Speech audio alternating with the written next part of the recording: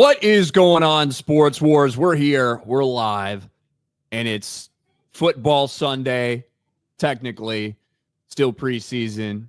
2 games today, including my Chicago Bears. Late night, prime time against Super Bowl contenders, Buffalo Bills and Josh Allen. We'll see if any of their starters play. I know the Bears are going to play their starters, so we'll see what happens. It's preseason. What does that mean? Does that mean 2 quarters? Does that mean 2 fucking drives? I don't know. But football is back. Almost. It's so close. You can taste it. Beardo, how's it going, man? You ready to taste the New York Giants this year? I don't get my hopes up, man. There's a lot of people who are hyping up the Giants, and I'm trying to tone it out, man. I'm trying to tone it out. Not get my hopes up, because I get my hopes up every single damn year when I know we're just going to win 6 games. But this is the most preseason football I've probably watched ever. I'm just hungry for football, man. So anything I can get, I watched football all day yesterday. We had some good preseason games yesterday. But none of it fucking matters, but I'm still having a good time watching it. Oh, that's good. We got John Matrix back from Black and White Sports. What's up, John? You and your Dallas Cowboys, a love-hate relationship. You love seeing Jalen Milroe chucking the ball, don't you? That was pretty bad, man. That was pretty bad last night. I watched off and on the first half, third quarter. I was like, man, this is awful. Starters need some reps, man. We're not playing any starters, man. Yeah, they do. They need reps, man. I mean, watching these guys out there, that's not even the Cowboys. I mean, we don't even know what the real Cowboys are going to look like come week 1. My expectations are low. Did you say Milroe? It's Joe Milton. Sorry. Joe Milton. I know. I get them confused because they're both black quarterbacks who are going to be shit that are getting overhyped. So it's my fault. Yeah. If I'm not mistaken, I believe Joe Milton yesterday. Yeah, not good. 9 of 18 for 122, average 6.8 yards per attempt. But at one point he was like 1.4 yards per attempt. He was awful. Listen, he can throw the ball really, really hard. Yeah, and he got picked off in the end zone when he did it. Yeah, he can throw the ball really far. He can throw it really fast. He's got a great arm. So does Anthony Richardson. You know what I mean? Yeah. We'll see. My bad. I often get my inaccurate, will fail in the NFL, black quarterbacks confused. So that is my bad. That is my bad. Game on Sports. What's up, Will? Oh, my Patriots 2-0 took down 2 teams that had 12 plus wins last season. I think we're back. No, I'm doing good. I think about 2 or 3 years the Patriots could be a contender in the AFC East against the Bills. God, if Mike Vrabel survives that, he's diving into the piles again this week when there were scrums. I mean, that guy's going to hurt himself. I love it. I love a coach like that, man. Yeah, but they need to remind him he's not a football player. Isn't he like 50? Yeah. He's pretty old. Yeah, you can't take the football out of the player there, man. He's scrappy. I love it. Dan Campbell's doing the same shit too. Yeah, true. They're players coaches. You know what I mean? Yep. They like that shit. Look, I think the Patriots are in a great spot. They've got a lot of money to spend, and they spent some of that this offseason. You've got a great coach who I think will finally have everything he wants or asks for from the ownership group and from the management with the Patriots, with a team that really wants to win. You've got a young quarterback with potential in Drake May. You're starting to fill out these spots. You got a veteran receiver who could have a big year potentially there, only 10 months off that torn ACL. And now it looks like you got potentially your back of the future with Chevion Henderson. We'll see what we see with more of him. But I think he's going to be really good. Mm-hmm. And don't forget, if Drake May doesn't work out, we got a backup in Josh Dobbs. Threw 100 and something yards, a couple touchdowns yesterday. Hell yeah. Best backup in the league. Yeah, we're loaded. Yeah, absolutely loaded. But yeah, we got some preseason games to talk about. We've got some other storylines. We've got Even the people on the sidelines, like the cheerleaders, are making headlines. Oh, fuck. In the NFL. Seth did the halftime show yesterday for the Colts. Really? Seth is back, Ryan, your favorite. Dude, Seth was on the field with the cheerleaders yesterday for the Colts game and did the halftime show. I'm not going to lie. He's climbing up, man. I hate this retarded piece of shit. This dude who does the Colts song. I don't know if he's actually a retard or just pretending to be retarded. I hate him. I hate the song. I hate the attention he gets. I hate the fact that he's pushed by the Colts in the NFL. It's cringe and it's gay and it's stupid. And listen to the people in the stadium as this is happening. They're laughing at him. They're laughing. This is our team. This is our Colts.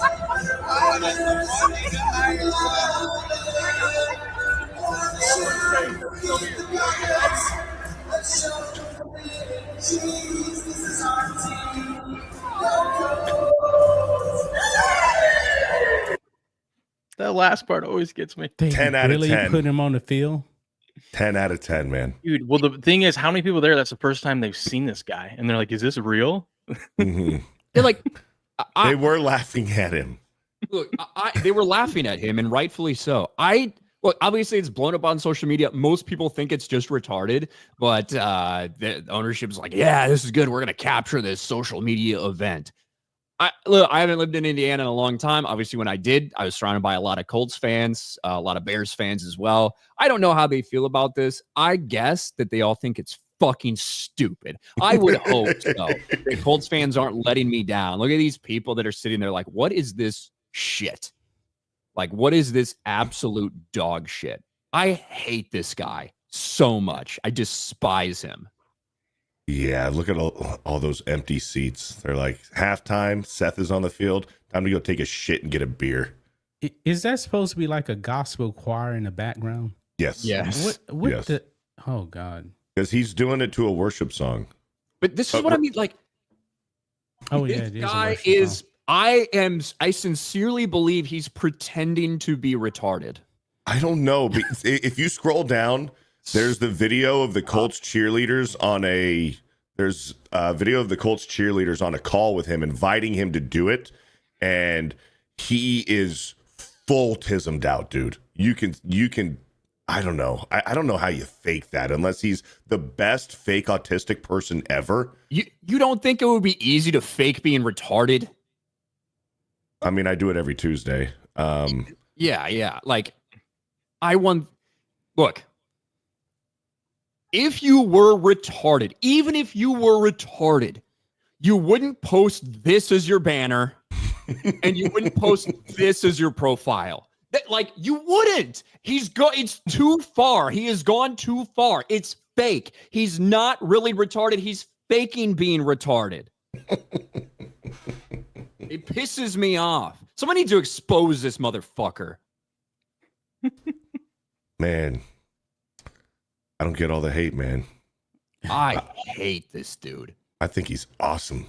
Like, I wish that Lucas Oil would have collapsed, like, in that moment. They just, boom, just collapsed down. I don't care how many other people die in this thing as long as he gets taken out. Like, I'm fine. He got to go to the Super Bowl last year. I will say, if Jim Irsay were still alive, this would have never happened. Yes, it would have. Are you kidding me? You think? Well, I guess we don't know, like, how much on the field they had last year, like, with what was going on. But when he was alive, they were still embracing this fuck, made him fan of the year, all that shit. Yeah, but they were keeping him at a distance. They're like we'll post you on social media, but you stay in your room, you do your fucking thing, and just stay over here. We'll send you to the Super Bowl. Just stay over here. Now his daughters are in charge. Like, let's put him on the field. Man. I don't think Irsay would have done that. At least Little it's preseason. Ryan just hates the Colts, so there's that. Look, I hate Peyton Manning with a passion. Damn. Not a big fan of the Colts. I loved Andrew Luck, though. I was a huge I still got my Andrew Luck jersey, right? So it's not like it's just because of the Colts that this makes me mad. This infuriates me, period. If this dude was doing this shit in a Bears uniform, I would be screaming even louder about it because it would piss me off. But hey, maybe him and Daniel Jones have some chromosomes like related to each other there potentially. But let's get to the cheerleader shit. We got to pull this up so I can get some of these images off my screen. Unfortunately, it has become a trend in the NFL over the past several years to be more inclusive when it comes to their cheerleaders. That includes transgender cheerleaders. It includes super gay male cheerleaders. And this story went viral over the past week or so because of the Vikings, very specifically because of the Vikings cheerleaders. And the Vikings have now responded to all of the controversy that's out there. And put it in perspective, to set this up, yes, male cheerleaders are a thing in high school, in college, in competitive cheerleading, yes. But there's also a difference between what those male cheerleaders are doing in those things, out there lifting women up in the air, throwing them up, catching them, doing that stuff, little clap, little megaphone thing. Mm-hmm. Difference between that and this gay ass shit right here. With pom-poms and doing all the same dances that the girls are. Like, there is a difference between these things. And the Vikings have not one, but two super gay male cheerleaders. Look at this shit. And I think one of them's the captain, right? What? One is the captain? I don't actually know if that's the true or that's just what people are saying online. Oh, okay. You know what I mean? Sure. Yeah, like this guy, they were saying this guy's the captain of the cheerleading squad, or at least one of the captains, right? But like, yeah, like in college, like the male cheerleaders have a purpose to be there.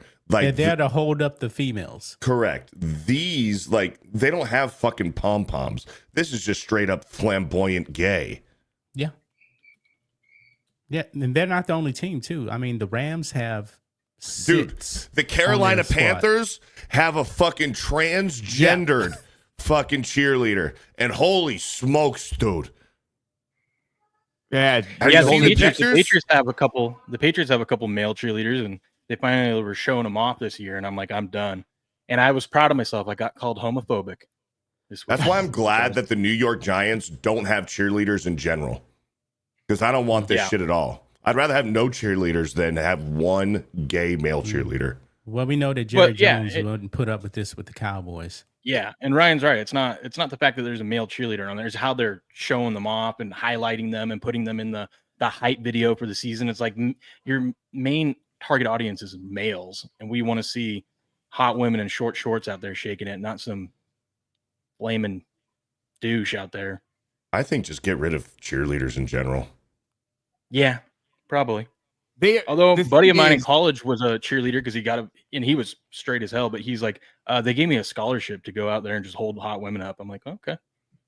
Well, and that's also the thing when it comes to professional team cheerleaders, they're not doing a lot of the same shit that you have in colleges. They're not doing the same stuff. They're not doing tumbling, but they are literally just there to dance on the sideline. Yep.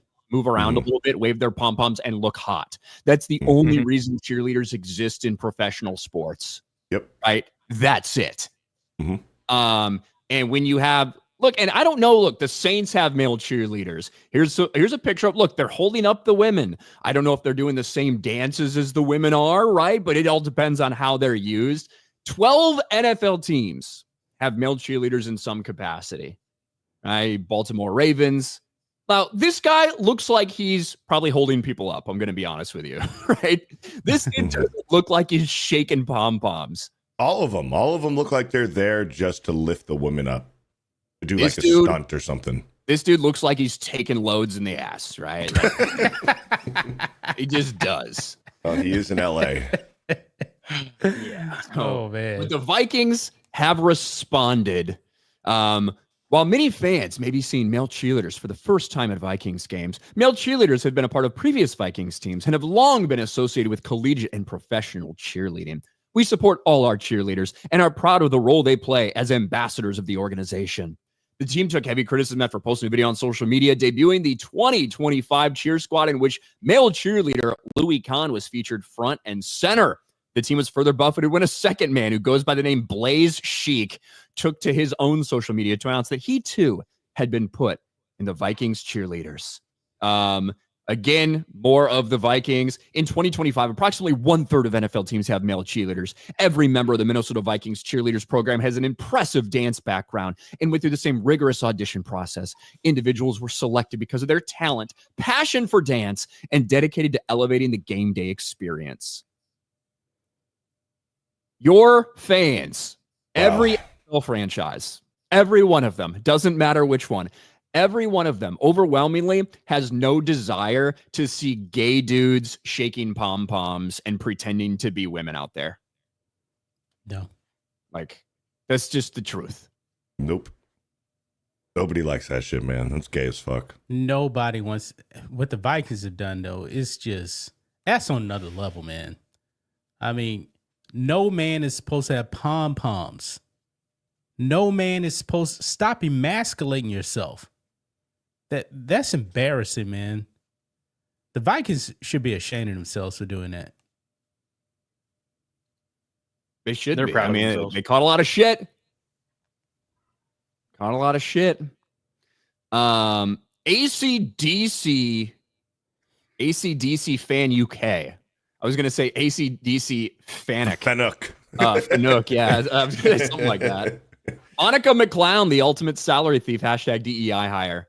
Oh, we will talk about Monica McNutt, who has Antonio Brown. I don't know if I can give the full quote, but Antonio Brown retweeted the Monica McNutt clip and said McNutt sounds like a gay McDonald's order. I tell you, she should consider changing her last name. McNutt. Yeah, Little Orphan. Something sounds weird about that name. Little Orphan Funkhauser for 2. Ryan got his cannon arm black quarterbacks mixed up. Oops, I did. Well, they have similar like names and initials and shit too. So this is Jalen Milroe known for having a cannon. Not really, just inaccurate. No, yeah. Jalen Milroe, Joe Milton, SEC quarterbacks. Come on, I get them mixed up. All right. Alex Aerocave, Green Bay 1. Jags will win. Meta PC code RK Outpost or Beardo. Thank you, Alex. Thank you, Alex. Yes, Green Bay 1. Probably because of Seth, that fucking little queer, that retard queer. That's probably why. Eric K. Ryan acting like he does not like retards when he hangs out with Jeremy sometimes. But just because I'm obligated to doesn't mean I like it. So that's made me hate them even more. Thoughts on first college football game next Saturday? K-State or Iowa State? I will have my first alternative broadcast of a game. Can't wait. Oh, that sounds cool. Fit down. Oh, yeah. Yeah, I mean, college football is right here too. Mm-hmm. Which I don't get quite as excited for the return of college football, especially when I know my team is going to be absolute dog shit. The Big Ten. How many teams in the Big Ten now? 18, and Purdue is the worst of them, probably. Again, which is rough. I always got college basketball season to look forward to. But yeah, college football is back. One of the reasons I'm not as excited anymore, as well, just quite frankly, is the college football playoff, which is cool that it's expanded, but also these games matter so much less now in the beginning of the season, especially these ones, when however many 12 teams are going to make the playoff. One misstep, one big upset does not end your season anymore. So I don't know. And they're trying to expand it to 28. They're floating that idea out there, I'm all for more football, but that's just ridiculous. If you go to 28, you got to get rid of the conference championships or make the conference championships the first round of the playoffs. What is this guy? Tika Bruno. Guess I'm muted. NFL's for queers anyway, unsubbed. Guess you're what because no one's talking to you. Maybe you're not saying anything interesting. You're not muted. The only thing we mute people or, time people out for is for spam. That's about it. None of the other retarded shit that you may or may not say. So I don't know why you think you're muted, but you're not. Maybe you're just not saying anything interesting. I'm not sure. Sounds like it could be a you problem. We did get some college football news though. I'm sure Will saw this. Obviously, a lot of people were up in arms with the Connor Stallions cheating scandal. Michigan goes on to win the national championship. Jim Harbaugh immediately jumps ship, heads the NFL. What was going to come out of that? Well, we finally apparently have the NCAA punishment for this. We saw Michigan self-impose some things while the investigation was ongoing. Well, now they have come down and put some official punishments out there. Michigan slammed with major fines after Connor Stallions sign stealing scandal. The Michigan football program committed violations involving an off-campus in-person scouting scheme, impermissible recruiting inducements and communications, head coach responsibility rules, individuals' failure to cooperate, and Michigan's failure to monitor. All in all, they're getting fined probably about $20 to $25 million, a bunch of postseason revenue they're going to lose out on. The head coach, Sharon Moore, is getting suspended an additional game, so he'll be out for the opener. And Jim Harbaugh and Connor Stallions are hit with I think Connor Stallion has an 8-year essentially ban. Jim Harbaugh has a 10-year ban from NCAA athletic activities. So what? So if if Michigan wanted to invite Jim Harbaugh to be on the sideline as a fucking ceremonial guest, let's say the Chargers are on a bye week, Michigan wants Jim Harbaugh to be on the sideline or something like that. Give him free tickets and sideline access. He can't do that? I believe that he wouldn't be allowed to. Wow. That would be my understanding, right? I think they would have to get permission from the NCAA for him to do that because it's a show cause order. Wow. And I don't know if Michigan would even want to do that just because to have to get through all those hoops and then have to worry about that. So I don't know. Could be a bad 10 years, dude. And this starts after a 4-year that already took place because of the recruiting stuff. Wow. Denard Robinson gets hit with this too. I hadn't thought about Denard Robinson in quite some time. But Denard Robinson gets hit with that as well. So I don't know. This is such a joke because one of the things in here, okay, the fine, who cares? Michigan's we got a national title out of this. We'll pay the $20 million. Big deal. Harbaugh's never coming back to the NCAA, so it's pointless. But one of the things that frustrates me about this is if this was, and I don't think the sign stealing is why they won the national championship that year, but if this was as egregious as they're claiming it to be, they came out and asked, why didn't you guys hit them with postseason bans or anything like that? And they go, we didn't want to punish the current players and staff for things that the former coaches and players who aren't there anymore. Since when has ever a postseason ban and a penalty like that ever mattered with the current players there? The whole point of it is to punish the university.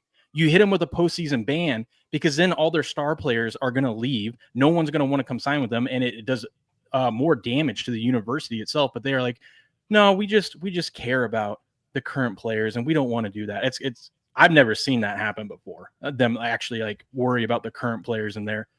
Now, I don't want the current players to miss out on going to the postseason either, but it's easier than ever now to transfer out and go to a different school. Yeah. So their best players will be just fine. I thought that was ridiculous. It just shows NCAA has no power now. Well, so look, I think that the entire thing was way overblown in general as well. I also think that there's been a decent amount of cover up from the NCAA in this situation because if you look into the Connor Stallions thing, and I don't know if anybody's watched that documentary at all that he took part in, I'd recommend watching it, but this was not just a Michigan thing. There were multiple other schools that were all collaborating with each other when it came to this stuff. This was normal, right? All these different schools from everywhere, right? If they had just played a team and they had it may benefit them for this team to do better against them, whatever. They might say, hey, this is what we got. This is what we have on these people. Here you fucking go, right? Mm-hmm. This is what we have from our stuff that we were able to observe here that we should not share with you, but here you go. And it was taking place all the time, everywhere. That stuff has happened forever. Yes. That's what I'm saying. It's like if this, they're making it seem like this was a huge deal, and they're coming out with like, look at this, $20 million. Harbaugh's suspended for 10 years. But it's like, if it wasn't that big of a deal, then why are you trying to act like it is? And if it is actually a big deal, why don't you hit him with a postseason ban? And that shit goes all the way down the levels, like down to high school. Like, hey, we got this film from another school. The team we're playing, here's their practice. Like, that shit happens all the fucking time. College, pros, high school. This isn't something new. I just think it just shows the NCAA is a joke. And I really do think one of the reasons why they didn't hit him with this is we're so close to some of these top programs. I think in 10 years, you're going to see like the top 30 college football teams leave the NCAA and go form their own league. I've been saying that for a while, though, but I think that's what's going to ultimately happen. And had they done that, this would have just accelerated it. So Michigan beat in the postseason is good for the NCAA. So they don't want to ban that. It's especially better when you're fining them based on their postseason appearances. That's where this money is going to come from, right? Like that's where these fines are stemming from, potential postseason activities like postseason revenue and shit. So it's good for them overall to have them there. So you get what seems like major fines and violations, most of them on people that have nothing to do with the program anymore. So it really is a big nothing burger, but it feels like a lot. Yeah. And that's kind of what it's all about. It's looking like you're punishing them big when in reality, you're not doing much to them. And I don't think much should be done, but it's just in general. Did you see Portnoy's response? I saw him smoking a cigar, said 20 million's pocket change for Michigan, something like that. Ashtray money. Yeah. Wow. We got 50 gifted memberships from Metal Slave from the top rope. Metal Slave. Boom. Shout out. 50 gifted memberships. Hell yes. Thank you, Metal Slave. Thank you, Metal Slave. Shout out. One of our few female viewers of Sports Wars, by the way. Dean H, channel member. Thank you, Dean H. I don't think Metal Slave wants to see male cheerleaders either, like gay ones and pom-poms. I would doubt it, at least. The American Man. This honestly sickens me. You'd think with the Cowboys setting the standard with their cheerleaders and teams are, no, I don't think I will, is wild to me. Well, to be fair, it's the only thing the Dallas Cowboys set the standard for, is their cheerleading squad. But yeah. Isn't that right, John? Yeah, man, our cheerleaders are legendary, and we would never have a male cheerleader. That's just not going to happen. What about when Jerry dies? Nah, I don't think so. Well, Steven would be running the show. I highly doubt he actually does that. It would take Jerry Jones dying to let a gay. Yeah. But Jerry's already Jerry beat death, man. 10 years ago, he beat death. He revealed that. I mean, he looks like death. He has looked like death for a while. Stumbling and bumbling all over his fucking words, man. How old is Jerry? 82? He looks older, he's though. Old. Yeah. John, what was up with that? Down. Jerry came out with the cancer scare thing that he talked about, and then Shoddy came out and was like, yeah, when I was 28, I had a cancer scare as well. I was like, what? All of a sudden, all the ownership and coaching staff of Dallas is talking about cancer instead of, I don't know, football. Yeah. He came out the same day and said that. It was weird. Sean McDermott was talking about his cancer on Hard Knocks. He looks like he's had cancer, you know? Yeah. Right. All those white guys, man. White guys get cancer. That's just how it is. It was skin cancer that Jerry had. Yeah, same with Sean McDermott. Yeah. Well, skin cancer. I didn't know it was skin cancer. That ain't that big a deal. Honestly, I think if the Cowboys... it was stage 4 and it went to like other organs. Well, that can get bad. Yeah, he had to take a he took some drug out here in Houston. Yeah. Skin cancer is the best cancer to have, okay? It's not good, but like 99% of the time you get skin cancer, it's like, oh, you're fine. I mean, Biden had it like, a few years ago? It was just like this little mole or something. It was localized to one thing. Yeah, remove a little tag. chopped off. Yeah. Fucking fry that shit a little bit. Big deal. If the Cowboys were to do male cheerleaders, I think you just, take Dak Prescott and move his contract over to the cheerleading. Just have Dak be the first male cheerleader for the Cowboys. He'd be better off over there anyways. Bro, that motherfucker would pull a hamstring. Like, it wouldn't surprise me if Dak like pulls a hamstring doing their like broom riding shit that they were doing in practice that like went viral. You know what I mean? Mm-hmm. Yeah. Eat a dick, Ryan. My mom had skin cancer. I assume there's a 99% chance she was fine. So if she wasn't, I'm sorry. But I'm just saying, it's the best cancer to have. Nobody wants it. KKK took my baby away for 2. Wall's squad still not as gay as Steely McBeam. What? Steely McBeam. Who's that? Just move on. Okay. Mike Hill for 20. Hayden Christensen threw out the first pitch of the Cubs game and wore jersey number 66. He did. He did. There's not real? much good shit for me to talk about related to the Cubs recently because, my God. Bro, Major League Baseball, just like for the record, the last month has been wild.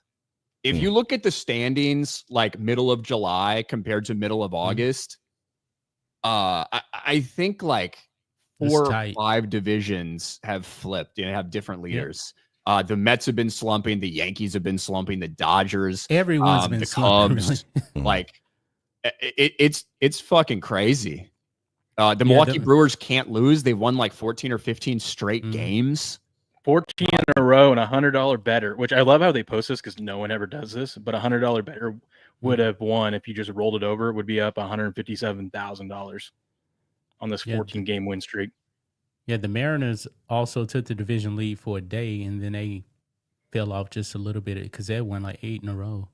Carlos Correa's back on the Astros. I didn't fucking know that. I was surprised at that one. I saw that. I was like, he's batting 340 since he's been with the Astros now.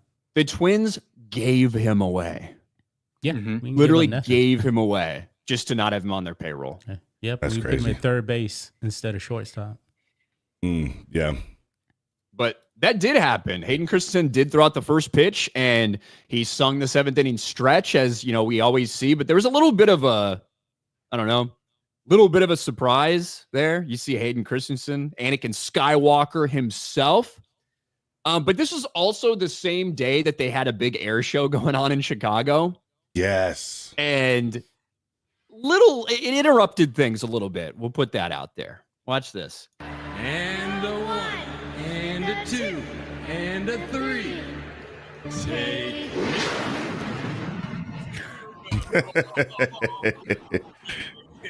Take me out to the crowd.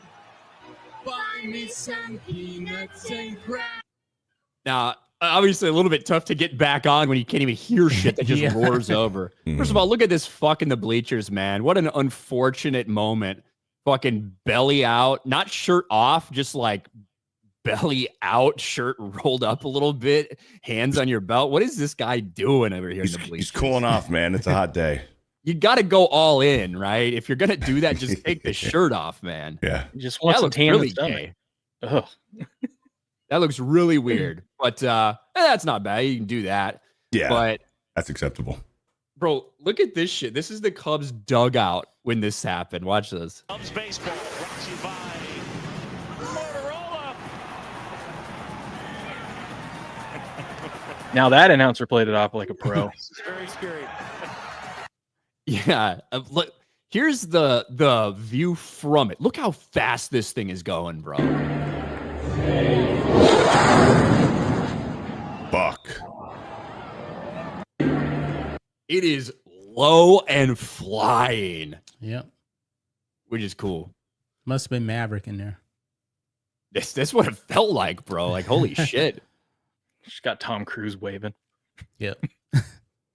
Yeah, let's go to baseball standings real quick, actually, since we're on the topic, and I wanted to bring it up anyway, just because it has been nuts. Let's go to the standings. Share this shit.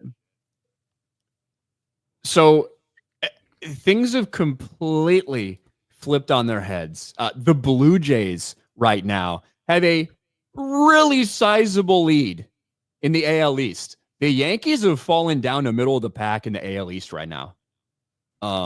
It has been rough for them lately. They've been in bad shape.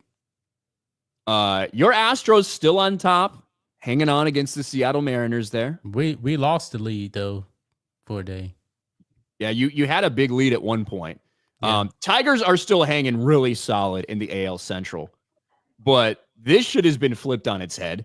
The Mets are 2-8 over the last 10. Phillies are 5 games up. The Cubs, who were up decently, the fucking Milwaukee's won 14 straight games. The Cubs are now 9 games back in that division. And the Dodgers are back on top, but did briefly lose the lead to the Padres. The Padres are right there, 1 game back. Yeah, because the Dodgers got swept by the Angels. That's right. First time in the Freeway Series history that the Angels swept the Dodgers both at Dodger Stadium and at Angels Stadium. First time it's happened, 6-0. Your Cubbies, Ryan, have made me a lot of money. They I don't know if you remember a couple months ago, I told you I bet them not to win their division. So it's looking pretty good. That's what I've said this for months and months, despite that hot start and everything that they had. I said, I just don't think that pitching is going to be able to hold up. And so if your offense has an off night and you only can cobble together 2-3 runs, when you have the pitching lineup that they have, I just didn't see how it was going to really pan out. I still think they're going to make the playoffs. But it's one of those things where we didn't do anything during the trade deadline. We went out and got one starting pitcher who immediately injured himself within like the first 2 innings of his debut. And that was it. And so that really tells you, I honestly think that might have been demotivating to a lot of the team as well. When you feel like you're in a really good spot and you feel like you just need to go out there and have your ownership do a couple things and add a couple pieces, and they do nothing, because that's not telling. People know their weaknesses. These teams know their weaknesses. So when your general manager, when your ownership group does that, they're not telling you, we have confidence that you guys can do this. They're telling you, we don't think we should go all in because we don't have confidence. And you know what you don't want, though? You don't want your team to do what the Brewers are doing right now. Like, if you're a Brewers fan, you got to be so nervous. There's so much baseball left. Like, they're hitting their hot streak now. They're going to make the playoffs, but it's like you're excited because you're winning all these games, but can you keep that momentum going through the playoffs? Really tough to do. Yeah. We do see that. Look at the AL East, bro. Orioles are the only team with a negative run differential. Look at all these other teams here. And then you have a complete inverse with it, like in the AL Central, which is just fucking dog shit, to be honest with you.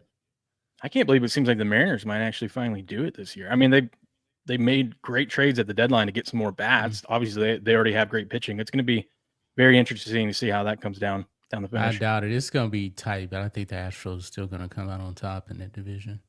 They always seem to do. Yeah.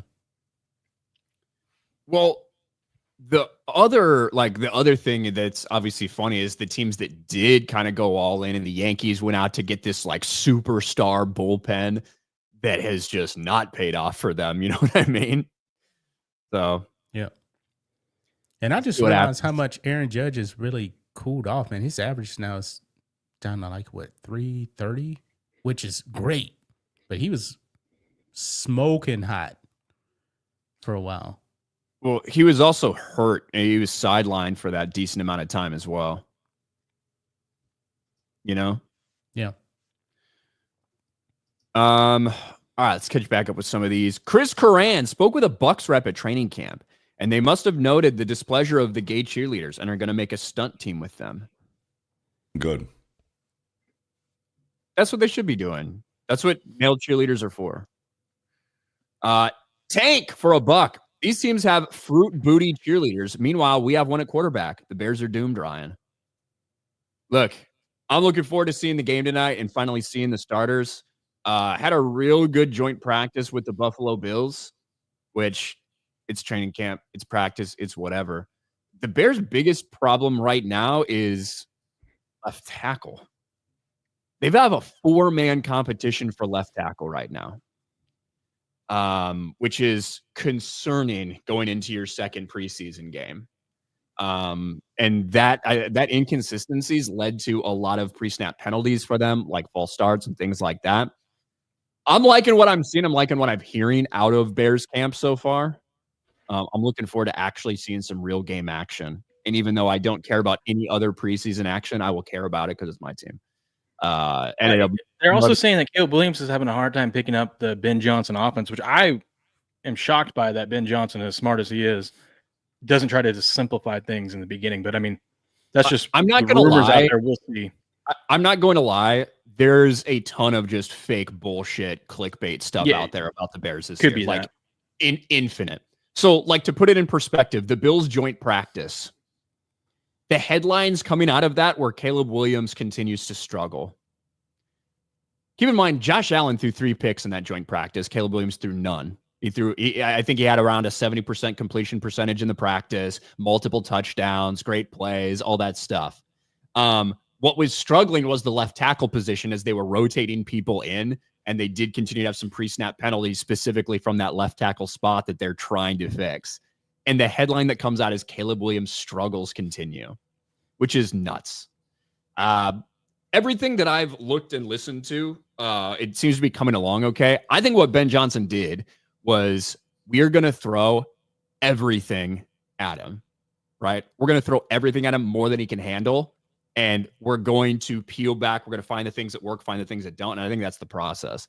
I think this team is not going to find its offensive identity until week 8 or 9. Like, that's what I feel. We'll see what happens. You like better get done. Look, Ben Johnson could have gone anywhere he fucking wanted. Mm-hmm. Any team he wanted, any quarterback he wanted, could have gone anywhere he wanted. He came to Chicago against one of the toughest, one of the toughest divisions in sports, with Caleb Williams, who played against 2 times.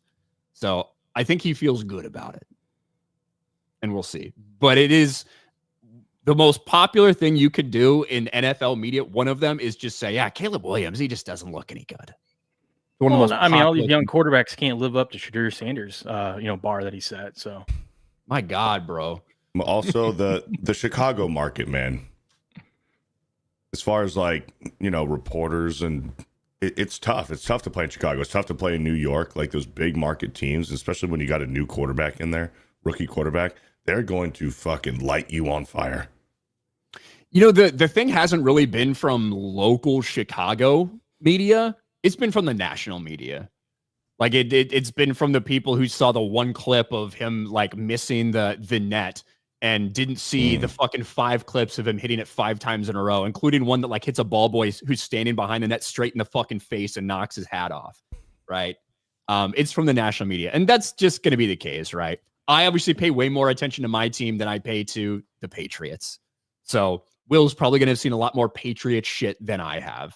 That just kind of is what it is. But we'll see. At the end of the day, look, I thought Justin Fields was going to fail. And I was very upfront about that. I rooted for him, wanted him to succeed, didn't. And probably won't, even with New York. I think that Caleb Williams will go down, when it's all said and done, I think he will go down as the best quarterback in Bears history, which isn't necessarily a high bar. Like, yeah, go back to Sid Luckman era and like whatever numbers you pull out of your ass. What I'm talking about, Jay Cutler. Like, Jay Cutler is the best quarterback the Bears have ever had, in the grand scheme of things. I think that when it's all said and done, Caleb Williams will be considered the best Bears quarterback we've ever had. What does that mean? Does that mean he'll ever win a Super Bowl? Does that mean they'll just be an incredible fucking team? No. But I do think that will be the case, especially now that Ben Johnson is there. But we'll see. It is a fairly low bar, best quarterback in Bears history. And yes, I know Jim McMahon won a Super Bowl, but I'm talking about the best player at the position. Michigan got away with everything. Should have cheated better, the rest of you losers, says Sideless. Schefter, Bro Island, set to hire male cheerleaders. No, that's fake news. The American, I don't deny my Dodgers slump, but not when it comes to San Diego. Kershaw and Snow were lights out, going for the sweep today with Glasnow. Still the little bro. Yeah, and I mean that is what got you guys back up to the top those couple games here with San Diego. The good white for $5. Thank you. The Under Armour Gamer, member for 45 months. I'm going to Seattle game this Saturday. I'm stoked. Hey, I hope they play their guys. Hope they play their starters for you, Under Armour Gamer. John Gets Gaming. What's that? That's a fun stadium. The Seahawks Stadium. They have I don't know if other teams do this, but they have up on their wall, it's like every helmet from every high school in there, and it's in the shape of Washington State. And like somewhat of the location of where their the high school is. Sounds cool. Super gay. Okay. So that was cool. I fucking hated Seattle so much because, like, in the air, it would with the Legion of Boom and everything. Oh, the 12th man, the 12th man. It's like, yeah, we specifically engineered this fucking stadium to be loud because our fans are a bunch of soft liberal queers. So we had to specifically get engineers out here to design a stadium to be louder than anything else. Like, fuck that shit. I hated it so much, dude. I hated like Seattle during that time frame because it was so much attention was paid to their fan base. The 12th man. I hated it, dude. Fuck it. Let's see. Remember Kenny Pickett had a great preseason once. He did indeed. I mean, a lot of guys do sometimes, you know. Stetson Bennett played the entire fucking game for the Rams the other day. And shit, who needs Matthew Stafford? You know, Stetson Bennett's out there. John Gets Game of I've never cared much for preseason, but ever since I saw Pickett be perfect in preseason, I've stopped watching entirely. I just hope the O-line stays healthy. You know, that's what you want. You want to get your guys actual reps, but you don't want anybody getting injured. Mm-hmm. I was surprised yesterday. Russell Wilson played nearly the entire first half for the Giants. It wasn't until like the last drive in the second quarter that we saw Jackson Dart. You know what else was weird? In Russell Wilson's fourth drive, they took him out for one play, put in Jackson Dart for a check down screen pass to a tight end, and then put Russell Wilson back in. Do you think could have been like an equipment issue or like, do you know what I mean? No, I think it was offensive scheme. I think it was strategy. I don't know what it was. I don't know if Brian Dable is testing something out. If we're going to see that, you know, at the start of the season with the Giants, where you see Russell Wilson for a few drives, and then we're going to put in Jackson Dart for a few plays, and then put Russell Wilson back in. I don't know what they're doing. Like, remember when San Francisco did that with Alex Smith and Colin Kaepernick for a little bit? I don't know if that's what they're doing, but it was weird to see the Giants do that. But well, I can get that, like last year with Seattle, Russell Wilson and Justin Fields, right? When clearly like Justin Fields would be able to utilize his legs better. You know, I get it in those situations, or like what we've seen with Taysom Hill and with the Saints. Yeah, those little packages make sense. Is Jackson Dart that type of guy? No, not really. So like he can scramble, but so could Russ. I mean, back in the day, he doesn't scramble as much anymore. But I mean, Jackson Dart has legs. He's not afraid to, you know, escape the pocket. But he's not that guy. So it was weird to see that. But when Jackson Dart came in, dude, this team, I can just tell by just how the Giants play, they love Jackson Dart. They want Jackson Dart to be the quarterback, the starter for that team. Because when he's in there, there's just so much fucking confidence. That dude plays like he's been there. It's crazy to watch.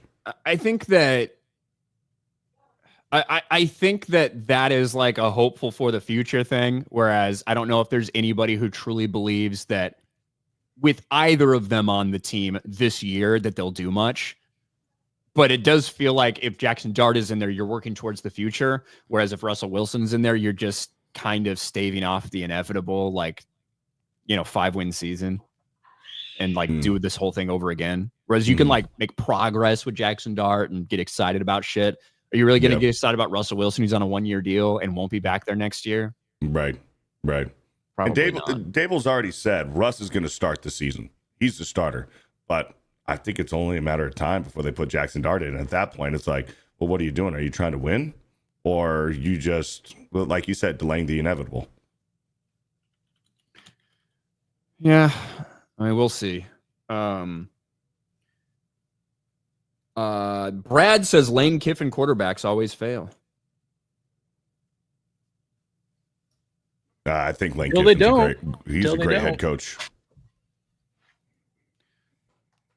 Who's the Lane Kiffin quarterback we're talking about? Jackson Dart. Like, who's the one that hasn't failed, or who are all the other ones that have failed? I guess is what I'm saying. Like, I don't know. I don't know who he's talking about. Let me see. Dark Red Knight for 5. I can't believe Jeremy thinks Mahomes is on the same level as Brady. Depends what you mean. Look, when we're talking about these greatest of all time debates with people that are still actively playing, you're not saying necessarily that this guy is better right now, but what you're saying is, like, throughout the course of their career, blah, blah, blah, if you like project out, if they maintain this level, could they potentially challenge that? And I would imagine that's what Jeremy's saying if he's talking about Mahomes. But honestly, I don't know when Jeremy's talking about Mahomes. I don't know why you guys even talk about him on this channel like he's here. We were talking a little bit about, we were talking some football last night on Fortnite, me, Jeremy, and Jay. Oh, Back in the day, Lane Kiffin coached Carson Palmer, Matt Leinart, and Matt Barkley. I say Palmer turned out all right. Carson Palmer was solid as hell. Yeah, Carson Palmer's great. Leinart was and Barkley was no. But Carson Palmer is the only quarterback in NFL history to throw for 5,000 yards with 3 different teams. I think Carson Palmer would have been a Hall of Famer if he didn't get injured. He needed that ring. If he would have won a ring with Arizona, I think he'd be a Hall of Famer. I'll be right back. Hey, Beardo. Yeah, what happened? Oh. The Under Armour Gamer says, I was talking about the Seattle Mariners. Oh, the Seattle Mariners. That's what I thought he was talking about too. I didn't think he was. I figured he was talking about like preseason football because we were. I don't know when he sent it or when we were talking about, but that's our bad. Good luck with that. I've heard that stadium's cool, actually. Yeah, go eat some of those crickets. 4,000 yards, not 5,000 yards. Well, it's still impressive. You did say 5,000, yeah. Yeah, it's still impressive. My bad. 4,000 yards with 3 different franchises. That's still fucking impressive, man. Bo Nix will break all of Brady's records, says Chad Ranger. That's I don't know crazy. about that. Well, one of the problems is Bo Nix is already like 29 years old. So like that, he's going to have to play till he's 50 to be able to have the same amount of seasons that Brady had. Well, to be fair, it took Brady till he was 45 to break Peyton Manning's records that he set when he was 38. So nobody is breaking Tom's records. Brady, not happening.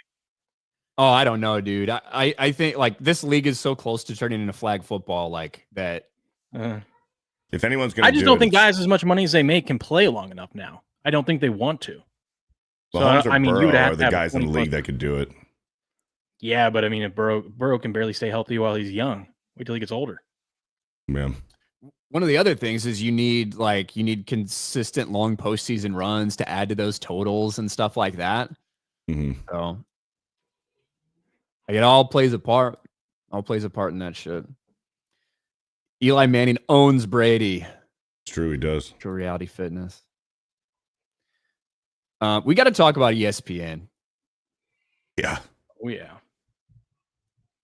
If I can find my dude, I have so many fucking tabs up for this show. It's not even funny. Well, one, I specifically pulled this up for Will, so we can cover this really quick. I saw a story and I'm like, this is gotta, like, Will has to talk to us about this because I'm pretty sure he is the specific reason why this is happening. Will, how many bets have you put on Little League games? That is the question I have for you today, because the Little League has come out and actually condemned people that are betting on Little League World Series games. How many people are doing this? And where can you do it, Will? You can do it on the offshore books. I have not, but when this story came out, it made me want to go bet on those games. I don't know why they came out and put this up, because you can't stop it. So why highlight it? You know, like There's not that much betting going on it, but I mean, just like anything sports related, people bet on whatever they can bet on. It's not a shock, but like you're not gonna stop this from going on. So why highlight it? Because it really did make me want to go find a bet to place. And I know that's how it works, right? With almost anything, you ask people to stop doing something, they're gonna just do it even more. I had no idea what Ryan was gonna pull up, but when he started saying it, I go, "Oh, I bet this is Little League World Series betting." Yeah, my bad. Look, I don't have any problem with sports betting. If you're betting on like 10-year-olds playing baseball, it is then time to admit you may have a fucking problem. You know what I mean? Like you may. Now, wasn't there a few years ago there was a dad who was betting, or was that high school football where there were like parents gambling on their kids at the game? Like in the stands, they were fucking doing live betting in the stands. That happens all the time. That happens all the time. But there was a high school team that got in trouble for it. Yeah. Right now, today's games, Hawaii's a -700 favorite over Illinois, and Panama is a 2-1 underdog to Mexico. Just in case you're wondering, I found the odds. Bro, I would bet on Little League the same way that I would like amateurly bet on horse racing. I would look at the horses and be like, that one looks fast. I would look at the kids. I'd be like, you look like you have a fake birth certificate. I'm betting on you. Yeah. You definitely look like you're 16 years old, random person from the Dominican Republic. Like, ain't no fucking way. Was it the Illinois team several years ago that the all black team that was like the Obama fucking supported team? What was it? The Republic? They had a weird name. But yeah, they won the Little League World Series, and then a few years later, it was like, oh yeah, all these kids were not in the region, from the region that they were supposed to be, and a few of them were overage as well. Yeah, I bet you there's more money coming in that we celebrated for an entire year. They were actually all liars and cheaters. Yeah, fuck. I bet you there's more money coming in on this Little League World Series on BetOnline than there is the WNBA games. Now the dildos have lost their lost their popularity. When's the last time we had one of those thrown? Feels like it's been a week. We haven't. John, would you ever bet on a Little League World Series game? Nah. What if it was like a sure thing? I don't place bets, so I'm not into it. They'll only let me bet a max of $500 on Illinois tonight. So, God, that's crazy. John Geddes gave me Friday. Mahomes might catch Brady's postseason touchdown record. Over halfway there, and there's that extra wild card game for the 2 seed to pad stat these days. Yeah, that's what I mean. Like, you got to play for a while. You got to have these long playoff runs, and yeah, that's true. Because remember how many buys Brady had because they were the 1 or 2 seed, so he only had to play 2 games to get to the Super Bowl. But yeah, I mean, yeah, some people are going to break some of his records, but Brady's how many records he has is insane when you look at the full list.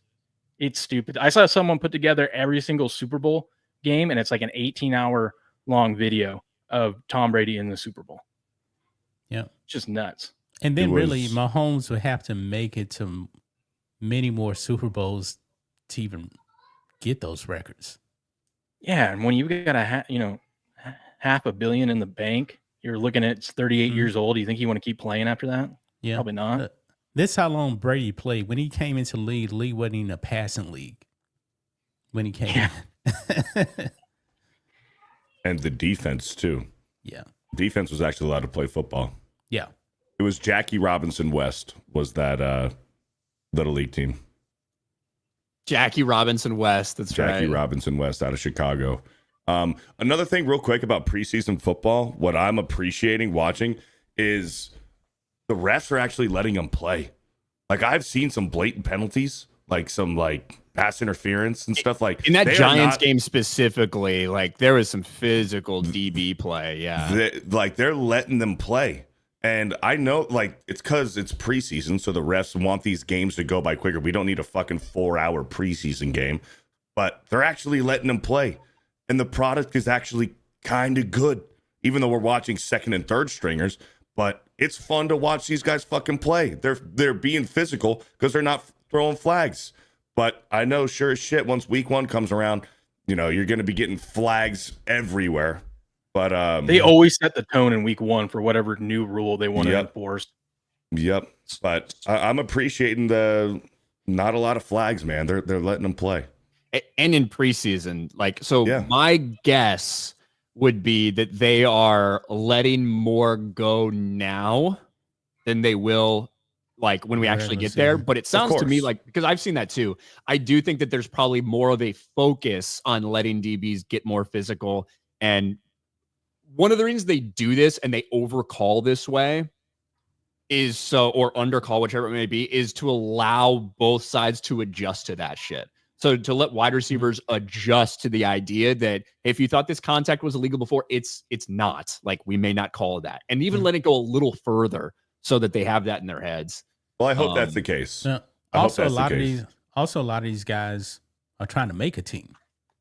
So they need to really show that they can play. That's a good point, John. It has been fun. A few weeks, a lot of these guys are not going to have jobs. Yeah, it has been fun to watch these. I think too because they don't have to cut anyone like the old rules. You had to cut people every week. Now they get to make all their cuts after the last preseason game. So a lot of these guys that we know of, whether you're following your team or they're just been college football players that it has been a lot of fun to just have it on in the background and tune in to some of these games. And then they've been having it we have a preseason game tomorrow, a Monday Night Football preseason game tomorrow, and the actual ESPN Monday Night crew is going to be there to warm up and practice doing a broadcast. I don't know why we need a Monday Night Football game, but during preseason, but I'll take it. Yeah, it's Commanders who and the Bengals, I think. Bengals. Yeah. And we get to see Burrow. Yep, that's true. Before we talk about all the upcoming matchups and the games that we saw and maybe some stuff that we can take out of it, we got to talk about ESPN. ESPN has been a shadow of its former self for basically over a decade now. And it seems like every new day there's some viral clip about some ESPN host that either says something stupid, does something stupid, or provides a perfect example as to why so many people aren't tuning in anymore. Well, Monica McNutt, very unfortunate name, former college female basketball player, she was an analyst that just talked basketball, but then she got promoted after having a big argument with Stephen A. Smith about why he was paying attention to the white girl, Caitlin Clark, so much for the WNBA. After that story went viral and she basically embarrassed herself in front of everybody for looking like a retard, hating on Caitlin Clark, pushing Angel Reese, ESPN decided, we should promote her. We should get her on more of these big shows that we have. Well, she showed why that was probably a bad idea. ESPN's Monica McNutt enrages fans by confusing Barry Sanders' jersey with Shedeur Sanders. So Drewski was on First Take. I don't really know why, but he was. Monica McNutt is here, and I don't know what this is. Can you tell me what the new craze is with people wearing jerseys backwards so the front name is on, so the name is on the front? I didn't even know that was a thing. It's become a thing over the past couple months, I feel. Yeah, I've noticed it too. It looks retarded. I'm gonna do that on my stream this afternoon now. It is becoming a thing. I don't know why, but here's Drewski. If you don't know who he is, you don't really need to know. But obviously, any football fan knows that he is wearing a Barry Sanders jersey. Yep. Except for Monica McNutt. Good morning. Good morning. How you doing? Feeling good, man. Excited, a little bit for this. I'm up. I didn't know I was doing this this early. I'm up, though. Jeez. Well, it's a blast for us to have you here. Thank you so much for joining us. All right, so the jersey. Let's get into it because obviously this ties to one Shedeur Sanders who balled out in his first. No. I'm sorry. I apologize. Barry Sanders. What a fucking dumb bitch. Obviously. Completely Obviously, this is ties to Shedeur Sanders. Who does Shedeur play for? The Browns. Does the Browns rock the blue and silver? No. Let me play devil's advocate and defend this DEI hire for a second. Is it possible she thought it was a Deion Sanders jersey? I don't know. No. I don't know. I don't think it's so. inexcusable. I mean, look, I'm not gonna I think she's a retarded, stupid bitch who shouldn't be talking about football. Like this is the thing, and it is not just solely like black female analysts on ESPN, right? Stephen A. Smith embarrasses himself sometimes when he talks about football because he's a basketball guy, right? But he gives his take on all this other stuff. Monica McNutt is a female college basketball player who was hired at ESPN to talk about basketball. Now they want her doing all these different things. This is one of the most embarrassing things we've ever fucking seen on live television on ESPN. Truly. Somebody thinking that a man wearing the jersey of arguably the best running back in NFL history, we're not going to get into the arguments, but what everybody thinks arguably the best running back in NFL history. You think that that's Shedeur fucking Sanders because that's what people are talking about on social media right now? How stupid can you be? At first, I thought she was trying to like say, okay, Sanders. So we want to talk about Shedeur along with Barry Sanders, or, try to tie the last names together. But then you see how she reacts at the end. And I'm like, oh no, she just got it wrong. What a retard. Yeah. The only thing, and it's still dumb. Like if this is your job and you're getting paid by ESPN and all of this stuff, nobody knows everything, right? Everyone's always might get something wrong. But if you don't know who Barry Sanders is, and like I said, you could make the argument, maybe she thought it was a Deion jersey, but still, if you don't know Deion's jersey, you're going to try to bring this up. You're a fucking idiot. Yeah. Yeah. If you're going to try to use that as a segue, let's say that she did think it was a Deion jersey. Oh, you're wearing a Deion jersey. Well, speaking of Deion, let's talk about his son, Shedeur.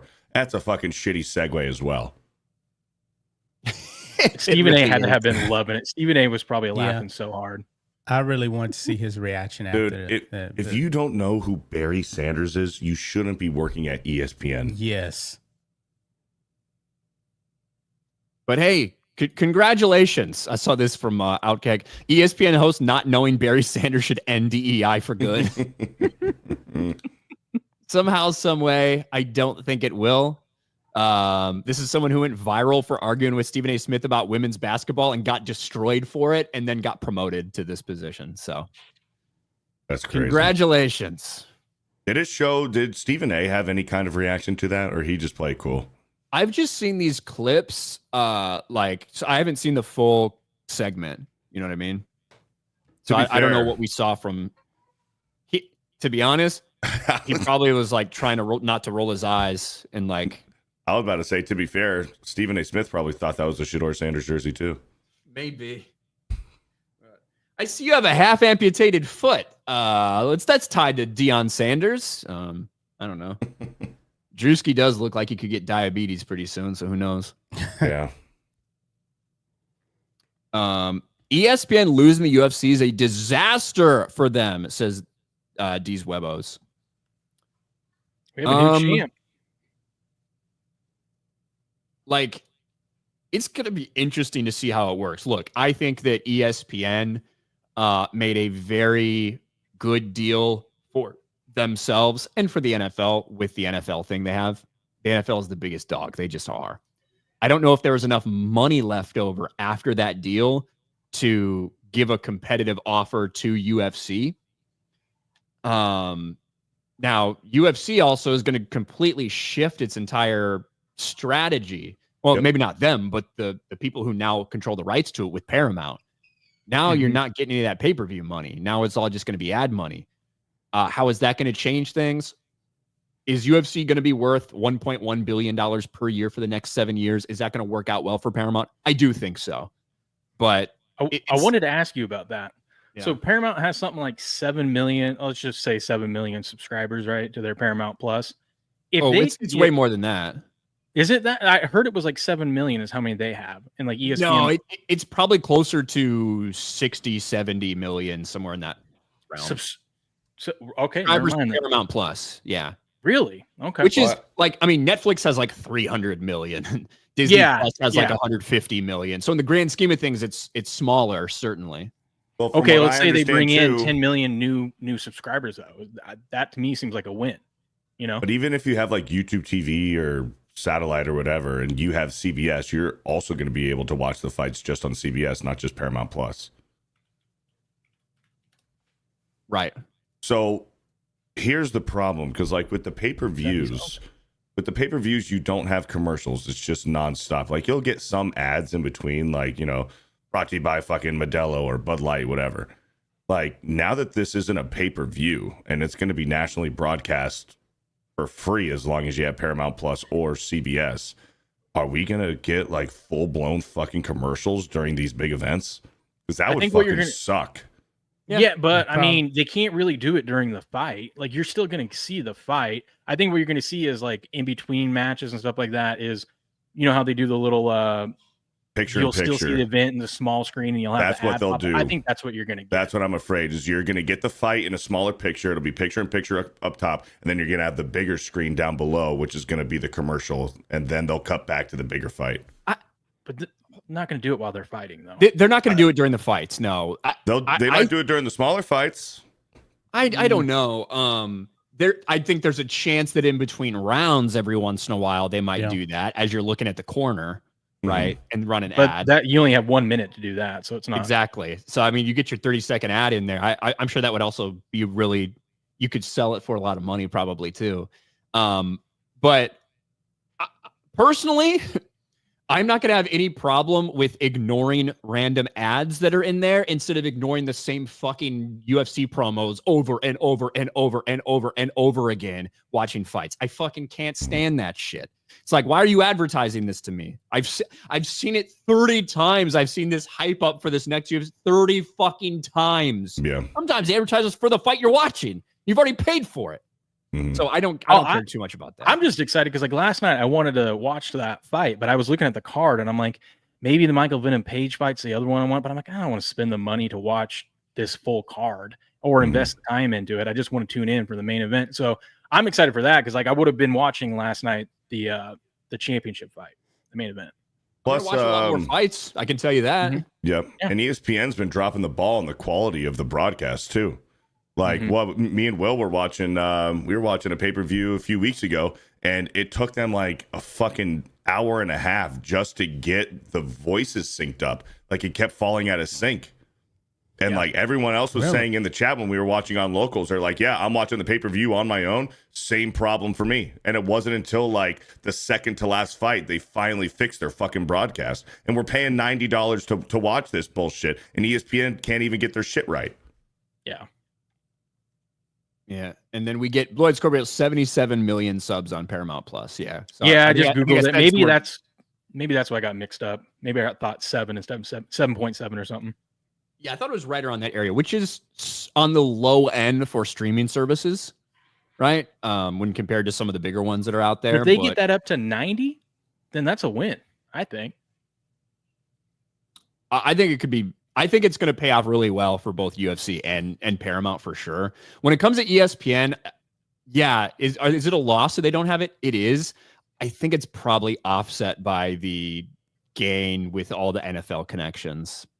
Just what's going to be huge is seeing you're not going to have ESPN covering MMA anymore. Once their deal runs out with the other MMA league that they have, you're not going to have it because they're forced to put UFC stuff up there now. You're not going to see it as much. So it's like, and they have the bigger social media presence. So it's going to be interesting to see how big of a hit UFC takes by not having them constantly pushed on, you know, ESPN social media or on their website.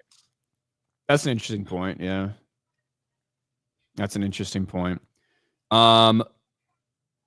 Let's see. We said that one. Fuck the Rangers, Angels, and Mariners. Go Astros. Is this your alt account there, John? Hey, me. Hey, I agree. John gets gaming for 5. Most unbreakable records has to be Wilt's. 50 points per game for a season, 100 points in a game, 55 rebounds in a game, averaging over 48 minutes for a season. The more that life goes on, the more I think that some of those are fake. You know what I mean? Which is unfortunate. Yeah. Wilt seems like the biggest tryhard out there, you know? That one guy that you play pickup basketball with that tries way too hard. Yeah, maybe. With those kind of stats. It does feel like those are unbreakable records. But it was a different game back then, too. Mm-hmm. It was a completely different game. Yeah, and he was a different human amongst. Yeah, and like, those NBA players he was playing against, they were insurance agents in the offseason. They had real jobs. Yeah. Wolfsbane. Hey guys, quick question. In your opinion, who had the better 3-1 comeback? LeBron, Cavs versus Curry, Golden State in the finals, or Birds, Celtics versus Dr. J, 76ers in the Eastern Conference Finals? Look, it's tough for me to speak to that one because I wasn't alive watching it. And do you know what I mean? Then it's the Eastern Conference Finals too. It's not the finals. Now, the 3-1 comeback against the Golden State Warriors is obviously huge. It's epic. But I do think it does come with some caveats, like Draymond getting suspended over nothing, like Steph Curry tweaking his ankle and shit like that. But I mean, you went up against the 73-win Golden State Warriors and you came back from a 3-1 deficit. Did Kyrie Irving, you should say Kyrie Irving's Cavaliers, because Kyrie Irving's the one that took the big shots at the end that did this.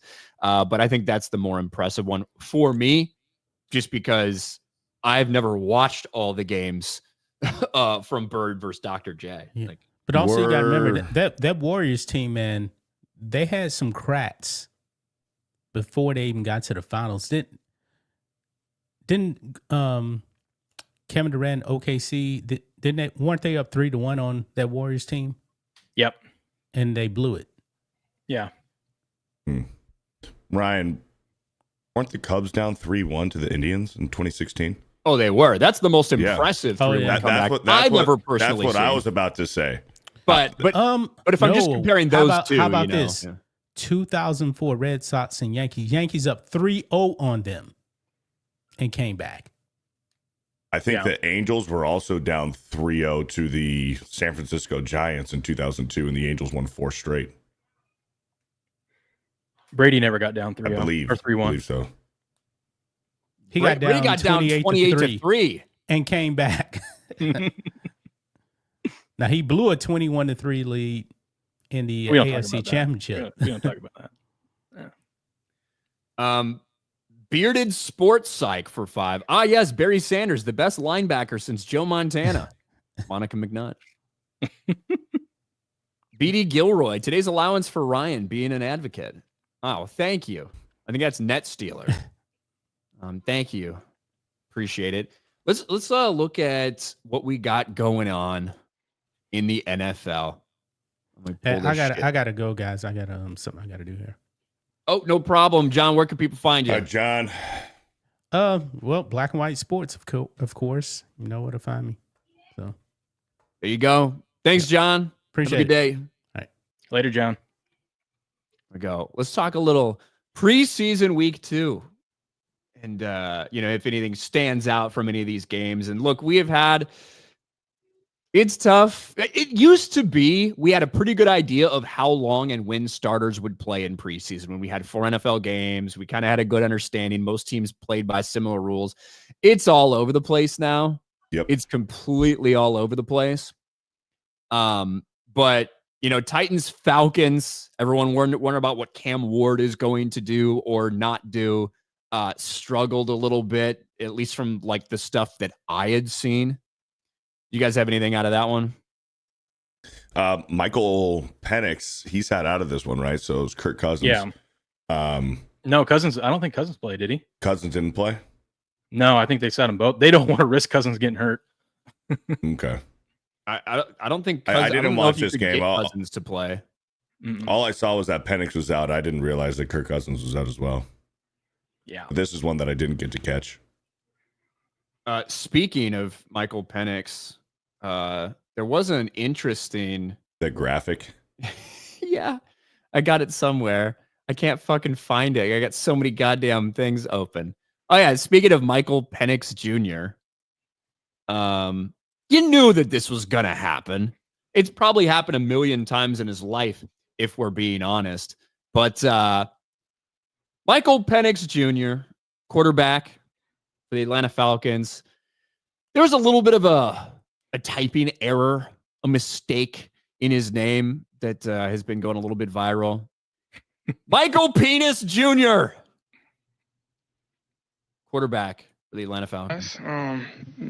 They had a lot of words throughout practice, so I gave my words and just went a little bit too far. They changed that so fast.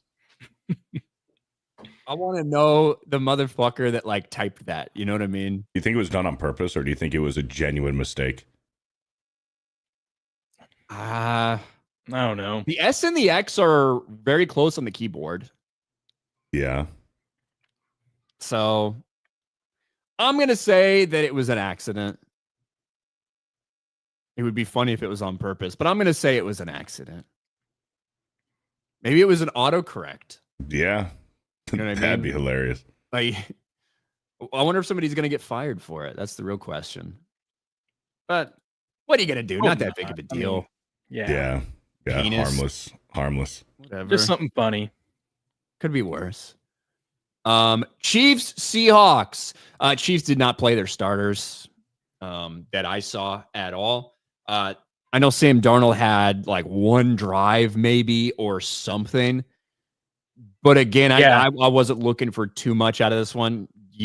We'll see what the Chiefs do this year. Speaking of the Chiefs, do you guys think like is popular to say now for commentators? Do you think that the dynasty is over? It's done. Their run is over. Write them off. Blah blah blah. You can't write them off until they show it, until they prove it. Once we see it, once they have an early exit in the playoffs, or let's say miss the playoffs, then fine. But it's way too early to just say, "Oh yeah, the Chiefs are done." They were in the fucking Super Bowl for the past 3 years. So I think this is the year. I've already come out. I said I got the Chiefs at 8 wins, missed the playoffs, and I think next year it's a regroup and reload. I think this is just a little down year. They're so old and their schedule does them no favors. Although the big news this week, they do get Rashee Rice for the first 4 games of the season, which is their toughest 4-game stretch of the season. So the NFL back to helping the Chiefs out and giving them an advantage. But their schedule this year with the different all the primetime games and the rest disadvantage that they faced week in and week out. If they get off to a rocky start or they have some injuries, which could happen with that old team, we've seen in these preseason games, they don't really have much depth, especially on the defensive side of the ball. I think it could spiral out of control real quick. And then obviously if Patrick Mahomes gets injured, then it's over. What are you talking about? They got Gardner Minshew. Gardner Minshew. I know. I was hoping Minshew was going to go out there and ball out for me Friday night, but he didn't look the greatest. He Coug, though. Go Cougs. Look, I hope Sam Darnold has a really nice season for them. I really do. Obviously, he's not. A career resurgence in Minnesota, and they immediately say, fuck off. We're going with J.J. McCarthy. I hope he does really well there. We'll see what happens. Does it not feel like a similar like Matt Flynn, Russell Wilson situation there with Sam Darnold and Jalen Milroe? Here's the craziest stat that I was digging through the numbers. Sam Darnold last year with the Vikings held onto the ball for more than 3 seconds in a clean pocket, longer than any quarterback or more than any quarterback in the league. Geno Smith was getting hit last year at less than 2.5 seconds at the highest rate in the NFL. So you're going to get Darnold under pressure, and his stats when he's actually under pressure is not good. I think it could be a long season, but we'll see. I mean, when you have a solid offensive line and a very offensive-minded, smart play-calling head coach, right, that can put you in positions, can call the game the right way, all those things, those are huge advantages, right? Those are things that Sam Darnold had never really had at any of his prior stops in any consistency. Now you're going to one of the worst offensive lines in the league and a defensive-minded head coach. Yes. So I hope things go well for him. We'll see. Dolphins, Lions, I don't think either of these guys played their starters. No. Quinn Ewers looked a little bit better than he did against the fucking Bears, where he looked like he's like the worst player in history. Yeah. But yeah. Packers, Colts. My only takeaway from this game was that I hate that Seth retard fuck. Yeah. Packers did not play most of their starters. The Colts still don't know who their quarterback is. Yeah. I don't know if they got to the root of that between Daniel Jones and Anthony Richardson in this game either. I don't think so. Yesterday, they were awash. You know who's probably not going to be their quarterback is Jason Bean. You guys know that he has a cool nickname? Oh, no.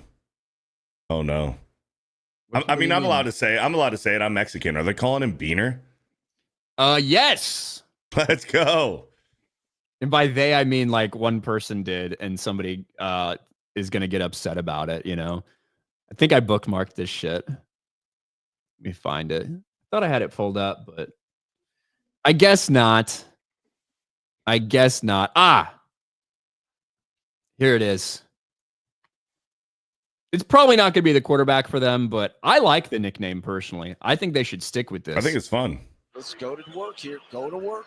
And Riley Leonard's numbers. No, it's going to be Beaner. Oh, Jason. Yeah. Let's go. Team. Let's go to work. It's going to be Beaner.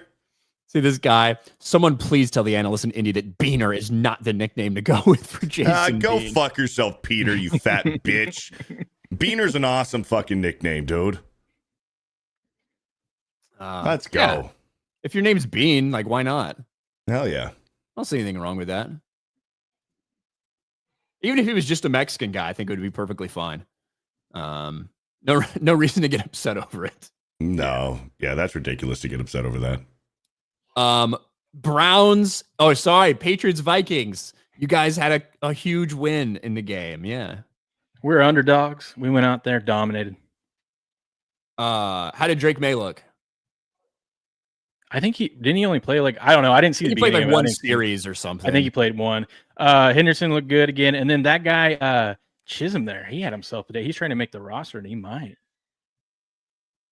Yeah, I think Trevion Henderson's going to be really fucking good, man. That is my like overreaction of the preseason so far. I like his attitude too. He seems like he's a solid dude.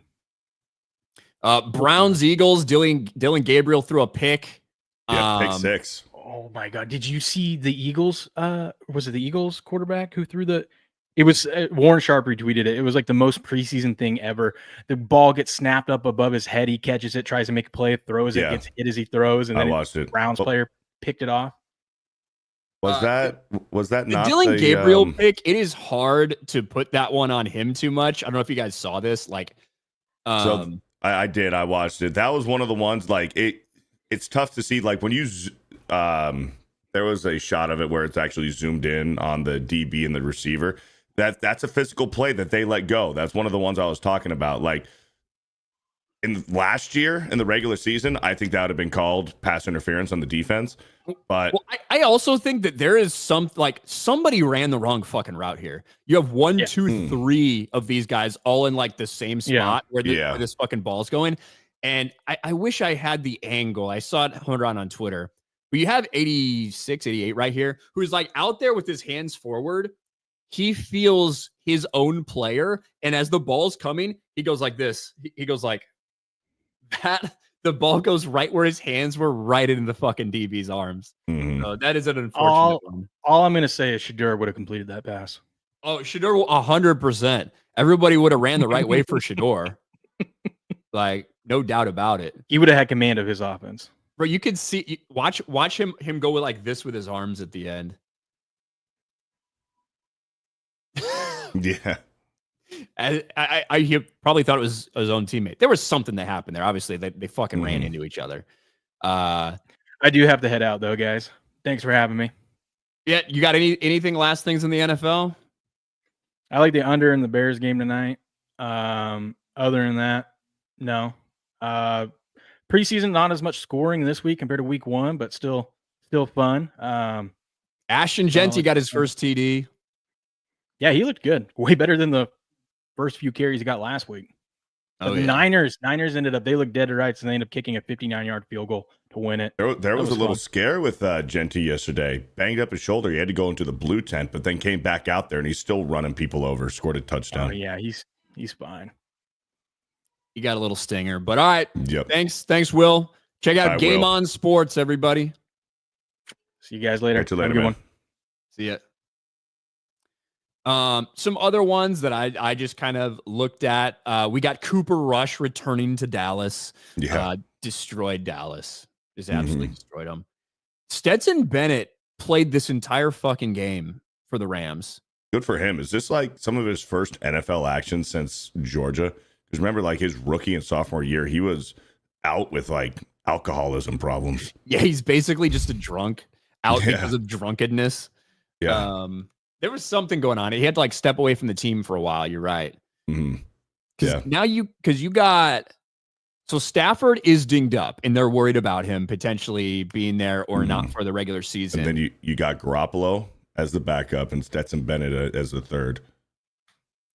You might just want to go with Stetson Bennett after this performance, Maybe. And especially, and I know that Devontae Adams said that him and Jimmy G are good, but there was a lot of ill comments made about Jimmy G from Devontae Adams about their time in Oakland, or in Vegas, I guess, rather. Devontae Adams is not a fan of Jimmy G. So you might want to go with Stetson Bennett. Who knows? Give it to the hot hand, man. Did you catch too much of Justin Fields for the one or two series that he was in this game? I watched the first 3 quarters. Yeah. Justin Fields. He looked like shit. He looked like shit. And did you see the footage, the film from the joint practice? It was bad. It was really bad. Now, Justin Fields looked really bad in joint practice, and he did as well in his first couple series for the Jets yesterday. Bad. To be honest, he looked like Justin Fields, but whenever you just see a couple stitched together things, it's tough to take too much away from it. Like some bad misses, they get stitched together. So it's not like I sat there and watched a ton of footage from their joint practice, but I did see that. I'm just talking what I saw in the game was bad. Yeah. Look bad. And what I'm talking about, bad, I'm talking about, hey, we're going to set up a wide receiver screen. Justin Fields, go back, then throw to the wide receiver. And the throw is so far off target that the wide receiver has to run back 3 or 4 yards to catch it, which then gets him tackled immediately because you're not setting up that screen. Stuff like that is what I saw. Yep. But Justin Fields. Yeah, no, I mean, the Giants defense continues to look good. I think that's going to be one of our strong suits this season is our defense. D-line. That D-line, man. Yep. Dexter Lawrence, sexy Dexy. Jackson Dart, I like his confidence. And Russell Wilson, he had a deep ball to Bo Collins that looked good, but then he also threw a pick because of a miscommunication between him that and one Bo looked Collins. like it was it wasn't like a bad throw. It was a miscommunication between him and the receiver for sure. That wasn't Russ's fault. But no, I mean the Giants are 2-0 in the preseason, beat the Bills, beat the Jets. We'll see. Here's the problem. Our quarterback room, we got 4 quarterbacks. We're going to have to decide what to do with either Tommy DeVito or if we're going to cut Tommy DeVito and keep Winston, but Winston has a third, or do you trade Winston? Try to get something for him. I'm going to be real. I'm really sick and tired of seeing Jameis Winston videos and stuff, him eating the wings. He's trying way too hard now. He knows he's not an NFL quarterback anymore. Really, he's just a meme. And I just feel like he leans into it way too much. I fucking hate it. I'm getting really tired of Jameis Winston. I miss the Jameis Winston days when he was jumping on tables, screaming "fucker right in the pussy," stealing crab legs. Yeah, those are the Jameis plays I miss. Now he's viewed as wholesome by everybody, and he's just being extra fucking cringe. I don't like it. When he got suspended for a game at Florida State, and he came out in full gear, thinking that he was just going to play. Yeah. Did he get suspended for a half? Or? Maybe it was the first half. Maybe it was the first half of the game, and he came out in the first quarter in full gear, and Jimbo Fisher was like, "What the fuck are you doing?" Yeah. Your way too soon overreaction for Travion Henderson being good in the preseason. That's me with Jackson Dart, and I'm not trying to be a homer about it because my expectations are so low for the Giants this season. But watching Jackson Dart in the preseason right now, it's got me excited.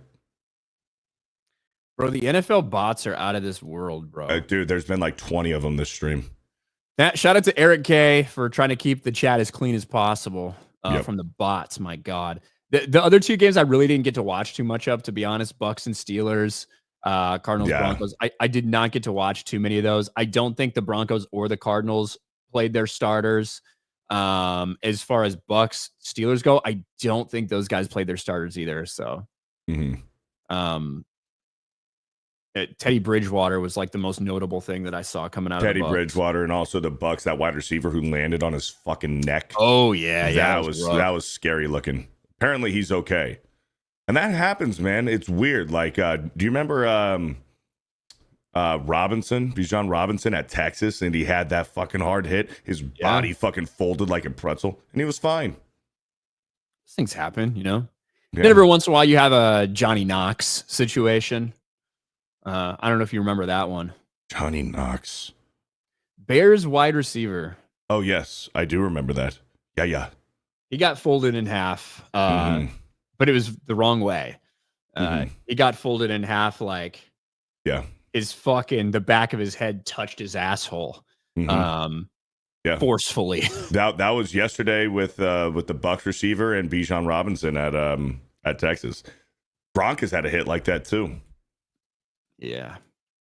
Got Chiefs at 11 wins, losing divisional rounds. Says I am lame legend. Thank you. Well, we'll see. I'm not willing to give up on them. I don't think they made it to a Super Bowl. Got fucking shit stomped. They got shit stomped. The Giants play the Chiefs week 3 Sunday Night Football. Get after it. Tear his ACL. That's going to be the Chiefs' first loss of the season. All right. Wolves Spain for 10. I'll say Celtics 76ers series had a record for most games decided in 2 points, with 3 going to the Celtics. It was Bird's second year and the first time the Celtics won in Philly in 3 years.